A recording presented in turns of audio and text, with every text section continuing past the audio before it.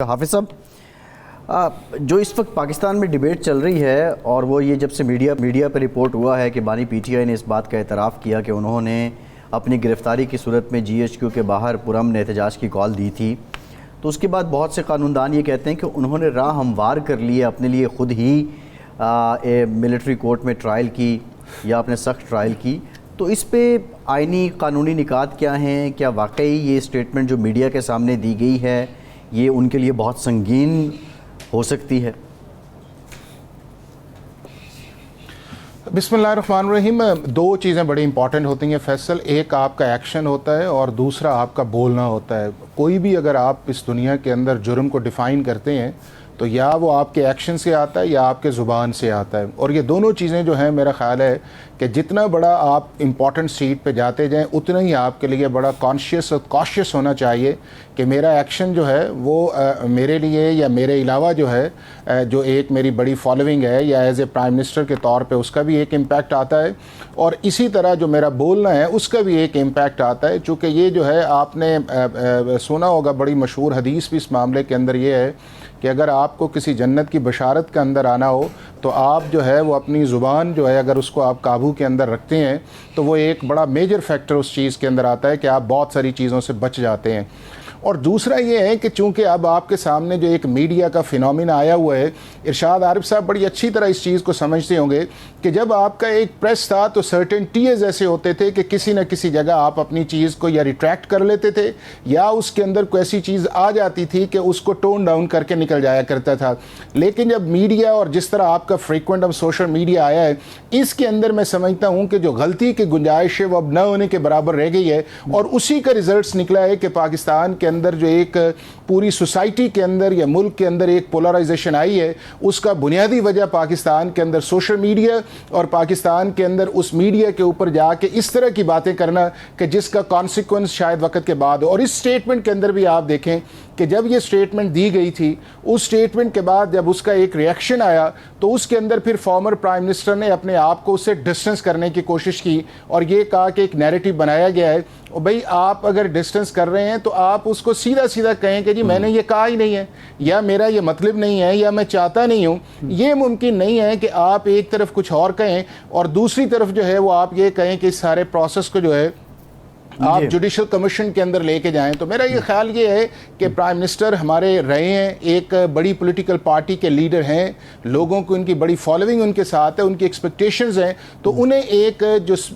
Leader کی ایک statesman شپ ہے میرا خیال ہے اب اس کے اندر آ جانا چاہیے، چونکہ پاکستان کے اندر جو کنفرنٹیشن ہے جو کسی کے مفاد کے اندر نہیں ہے اور سب سے زیادہ میرا خیال ہے پی ٹی آئی کے مفاد میں نہیں ہے. آپ صاحب جو ان کا سوال تھا عباس صاحب کا وہ یہ تھا کہ کیا یہ ملٹری کورٹ کے لیے فٹ کیس بنتا ہے یہ بیان؟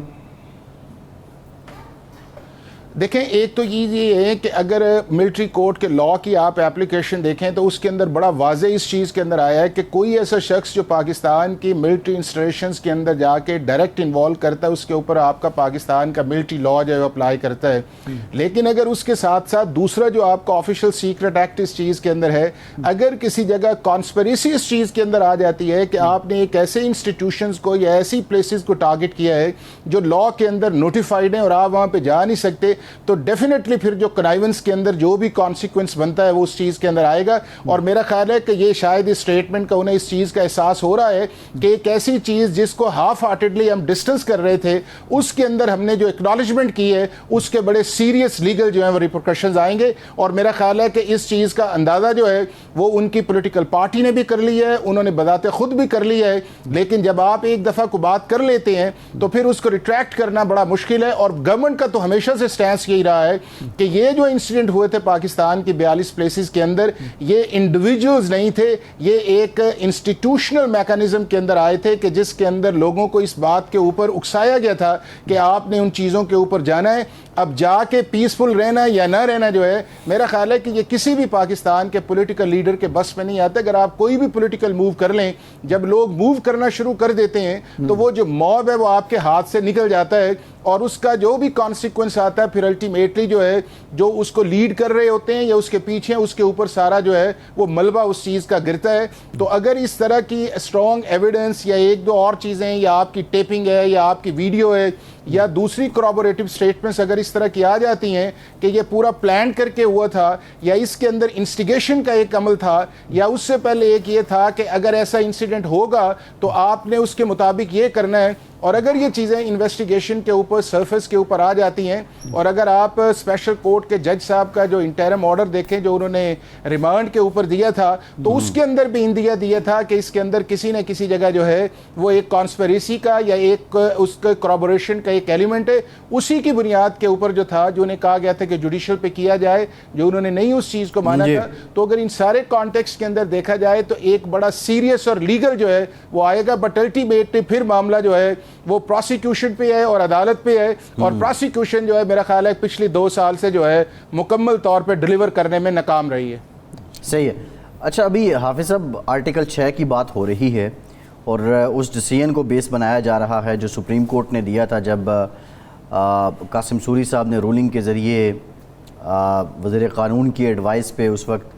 جو نو کانفیڈنس تھی اس کو ختم کر دیا تھا. آپ سمجھتے ہیں کہ اس ڈیسیژن کی بیس پہ اب جا کے 2 سال کے بعد سابق صدر پہ, سابق وزیر اعظم پہ, سابق ڈیپٹی اسپیکر پہ آرٹیکل 6 لگ سکتا ہے؟ یہ ایک سنجیدہ سنگین کیس بن سکتا ہے یا یہ statements just for the political point scoring ہے؟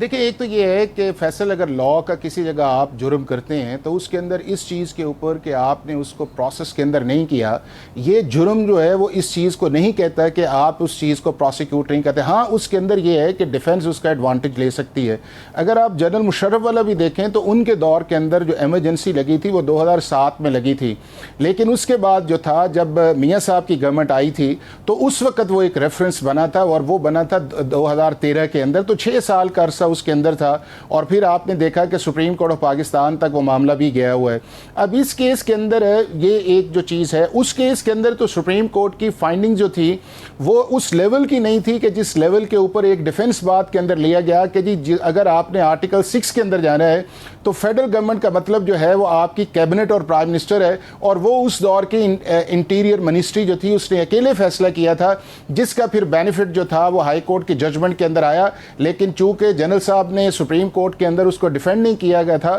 ان کے اس سے پہلے وفات ہو گئی تھی, تو یہ چیزیں سپریم کورٹ سے میرا خیال ہے اوور لک رہ گئیں, اور سپریم کورٹ نے پھر اس کیس کو جو ہے وہ جو نیچے سے سزا آئی ہوئی تھی اس کو اسی طرح ڈسپوز کر دیا. اب اس کیس کے اندر سپریم کورٹ آف پاکستان کی ایک ججمنٹ ہے جو 7 اپریل 2022 کی ہے, کہ جس کے اندر انہوں نے کہا ہے کہ جو 2 فروری کے اندر ہوا, یعنی کہ قاسم سوری صاحب کی جو رولنگ تھی جس کو اس دور کے منسٹر فار انفارمیشن یا منسٹر فار لاء جو تھے انہوں نے اس کو روکا آرٹیکل 5 کی بنیاد کے اوپر, اور اس کے فوراً بعد جو ہے وہ سارا آرٹیکل 95 کا جو پروسیس تھا اس کو سبورٹ کیا گیا. اس کے بعد آپ نے دیکھا ہوگا کہ اسی 5-7 منٹ کے اندر ایک پرائم منسٹر کی ویڈیو آئی اور انہوں نے آرٹیکل 58(2) کے نیچے پریزیڈنٹ آف پاکستان کو ایڈوائس بھجوائی. وہی ایک معاملہ ہے کہ چونکہ آرٹیکل 95 کے اندر اگر کوئی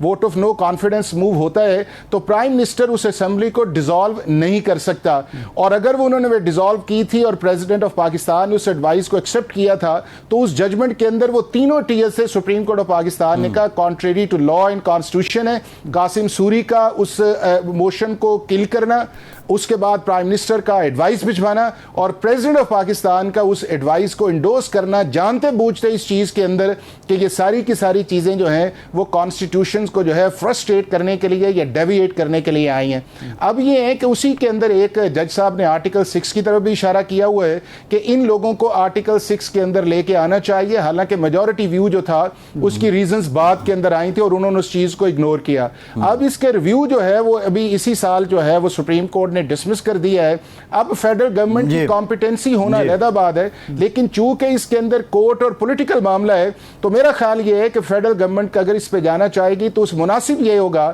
کہ وہ ایک ریفرنس جو ہے وہ پریزیڈنٹ آف پاکستان کے ذریعے سپریم کورٹ کو بھجوائے آرٹیکل 186 کے نیچے کہ جی آپ کی یہ ججمنٹ تھی, اس ججمنٹ کے اندر ایک سنگل جج کی آبزرویشنز ہے, اگر آپ یہ سمجھتے ہیں کہ اس کے اندر کانسٹیٹیوشنل ڈیویشن یا سبورجن ہے تو آرٹیکل 6 کا کیس ہے, اور اگر سپریم کورٹ اس کو انڈورس کر دیتی ہے تو میرا خیال ہے کہ پھر بہت بڑا کانسٹیٹیوشنل یا لیگل چیلنجز جو ہے